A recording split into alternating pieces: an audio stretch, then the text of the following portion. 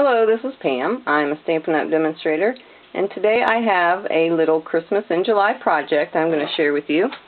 It's a little treat pouch that I've made, and it opens up to put treats or a little gift or a cookie. So I'm going to share how to make that today, and it uses the envelope paper. This is something new that they added to the annual catalog. It's thin, it's just the same weight as the regular envelopes, but it's perfect for making little treat pouches and bags. So your paper needs to measure 7.5 inches by 6 inches, so you can get 2 of these treat pouches out of a 12 by 12 piece of pack.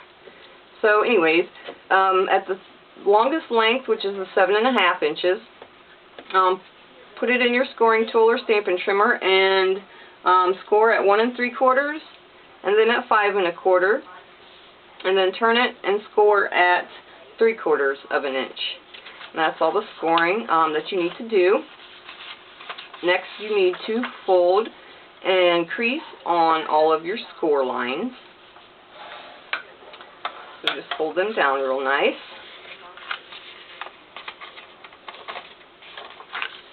This is a great way to get a head start on your little Christmas gifts.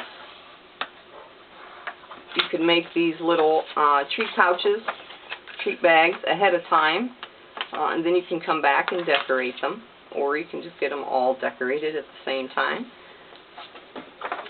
Perfect for any occasion, really. You could make them for birthday, obviously, just as a thinking of you gift. Okay, so once you have all your lines scored, we do need to remove some of these bottom pieces. You need to keep the center one, and we need to remove each of the side pieces. So just cut on the outer side of your score line, and I will just a little bit angle that center piece, just like that. So when you fold it over onto the back, it'll have a nice edge on your back of your bag. I don't know if you can see it very well or not, but it is angled just a little bit. Finishes it off a lot better than just having the squared. So just a tiny bit of an angle. And then cut this piece. Like I said, I tried to cut mine just above the score lines there. Alright, so before you assemble it, I want to share how you get this one's longer, and then this is the top or front of the bag that's it's shorter. And I just use pinking shears on mine. If you have decorative scissors, you can also use those. But it's simple to get that into the center there. All you need to do is just cut down right along the score line, approximately about a 1/2 inch. Doesn't have to be precise, or 3/4 of an inch, whichever. And then take your scissors or decorative scissors. I said these are my sewing pinking shears that never see fabric anymore because I don't sew much. But get your scissors in there and just cut right over. And if you need to go over it again, line up your little pinking points there to each other and go all the way over to the edge, and try not to cut it too far into your side of your bag, just like that. So now that is the front of the bag, and these are the back sides, which are going to be taller, and we will cut those after we assemble it. So that's what's next. Assemble your bag. I bring the short side over and then the long side. And I am going to use the tear and tape adhesive. You could probably get away with using the snail. Like I said, this paper is thinner, so it doesn't need a super strong adhesive. But that's just what I'm using, is the tear and tape. So put that down. And peel its backing off, and fold over, And then the only other adhesive we need is on this bottom flap, because it's going to come up just like that. And I'm going to trim a teeny bit of that off if I can. Nope, I can't. Try to get, when you trim that, try to get your score lines completely gone. Otherwise, when this comes up, it doesn't exactly, it's got a little pucker there, but I'm going to leave it just like it is. It makes it sit a lot flatter when you totally remove those score lines. Now, this is tear and tape, like it says, tear, but I don't like to tear it. I cut it off. It is easily tearable, but I cut it. And that's very crooked, but it doesn't matter.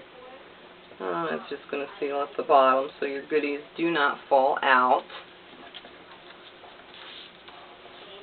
Alright, so there's the bag, just like that. Now we're going to trim the top, so take your scissors again and angle this just a little bit all the way to the edge. Turn it over and do the same on this side, just a little bit of an angle, just like that, and then take your scissors and cut all the way down. It will cut through both of those layers. This paper is really thin. Again, if you need to stop and line up your little points or whatever decorative scissor shape you have, do that. And that just gives a nice finish to the little treat bag there. Alright, so let's get to decorating. Next I'm going to stamp the background.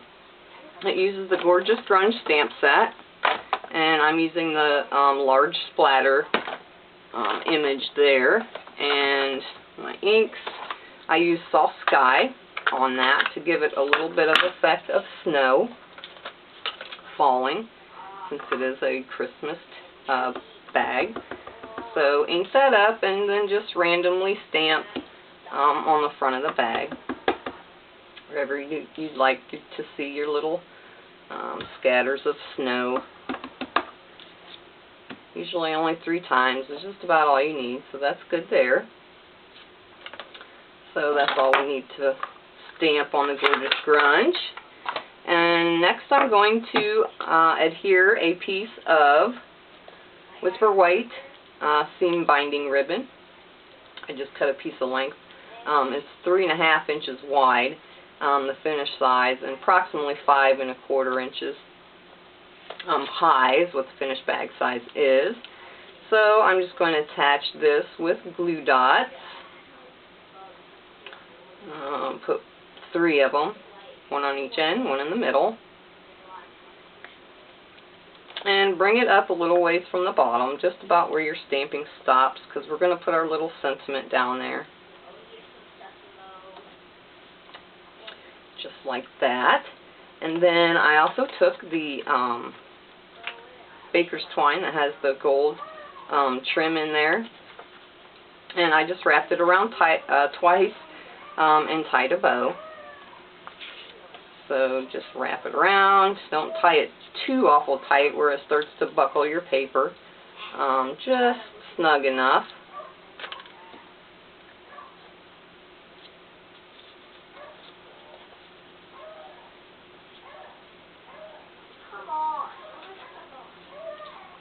That's good. And I'm going to shorten up my little bow ends there. And trim those pieces off. Or if you want them long, you can do that. I don't have my good scissors. I really don't know where they walked off to. So I'm using these old paper ones. Alright. So there's our little trim there. And that is, ribbon is shedding a tad bit on the edge. I'm going to trim that off. That's the nature of the seam binding. And that's the trim. Alright, so next, stamping. I am using the Festival of Trees stamp set. And I'm using that image there. And also the star. So I'm going to show you what I do, because on this one, you can see it's green, And then I have the trunk of it done in soft suede. So take your garden green, is the green I used, and ink the whole stamp with the garden green. And then take your marker. This is the soft suede marker, and you need a piece of scrap paper. You grab mine here. And wherever the trunk is, take the brush end and wipe off that green ink, and then take it on the scrap paper and then just run it until it comes clean. It's not going to damage your marker at all, having that other color on there. So first you kind of want to just wipe it off. It's kind of too small to use a rag to wipe it off, so I just use the brush end of the marker and then just keep going down, getting all that green ink off as far up to the top as you'd like. And like I said, clean it every time. See, it's all that green ink's out of there already. And then just go back and ink up the trunk again with the brush tip. A little bit of green up there yet. That should be good. Alright, so now we can stamp that, and I use Very Vanilla. And I'm going to huff on that just a tad, just in case my ink decided it wanted to set. And we're going to stamp that down. And then you can see that brown trunk in there. I like that. I would rather have the brown trunk than the green. So we're done with this ink. And to get that shape out of there, it matches the tree punch. This punch coordinates with that stamp set. So all you need to do is put your paper into the punch and line it up. That looks pretty good. Punch it out, and there you have your tree shape. And that same stamp set is the little star image. Right there, it's a solid star, and it coordinates with the Itty Bitty Accents punch pack. It's that little star there. And I've used Hello Honey to ink that. Get my paper back. And you really just need a small little tiny piece, corner of your cardstock, because it is so small. And then just take your star punch and line it up and punch that out. And next stamping is the Sentiment, and I've used it in Cherry Cobbler. It's from the same stamp set, Merry Little Wish. And we're going to ink that onto the same Very Vanilla cardstock. And we're going to punch that out with the word window. And I'm going to see, yep, good. Got it inked up real well. And stamp that. And take the word window. Let's get the ink out of the way first. And this is the word window punch. And I'm going to punch it a little off center, because I'm going to add a gold sequin onto it. It comes from the trim, gold sequin trims, and the Bermuda Bay. All you need to do is just pull one off as you need them. So let me grab that. And you want to roll up your glue dot, because they're just a little bit too big for the sequin, the full roundness of it. So just roll it up in a little ball and stick that right onto there. So now we're ready to assemble. I keep getting that trim down over my ribbon. Alright. My star off of me. So we're going to attach the tree onto there with a dimensional. So just put one right in the center. That's really all you need. And I'm going to put that trunk underneath of that, my little trim there. And line it up, and that's like really crooked. Just like that. And our little star just gets a glue dot. And it goes there. And then our sentiment at the bottom, you can use whatever adhesive you want. I just have my glue dots here. They're handy. They'll work perfect. And attach your sentiment down at the bottom. Again, straight. And on this one I also did use the Bermuda Bay sequin trim. So I have pulled off 3 of the Bermuda Bay sequins, and again, just roll up your little glue dot, just like that, in a little ball. That way it fits onto the sequin, and it does make it raise it up just a little bit off your project, gives a little bit more of a dimension. And we'll do that on all 3.